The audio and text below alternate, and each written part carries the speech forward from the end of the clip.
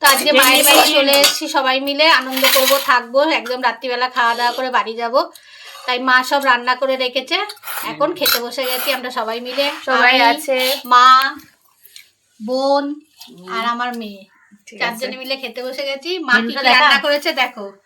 ভাত করেছে, সজনা ফুলের বড়া করেছে, লাউ শাক পোস্ত করেছে, কি মাছ গো এটা, ফ্যাসা মাছের ঝাল করেছে, আর ডিম কষা করেছে। ডিম কষাটা আমি করে এনেছি দিদি। ও ডিম কষাটা বোন করে নিয়ে এসেছে। বন্ধুরা তোমরা তো জানোই ডিম কষাটা আমি করে নিয়েছি আমার মেয়ের জন্য, ও খাবে বলেছিল। ওখানে আমার জন্য দুটো ডিম আছে, ওর জন্য ওখানে দুটো ডিম আছে, অনেক কটাই ডিম আছে, ও দুটো খেয়ে যে কটা থাকবে আমরা খাবো। অনেকদিন পর মায়ের হাতে লাউ শাক পোস্ত খাবো, দেখি কেমন হয়েছে।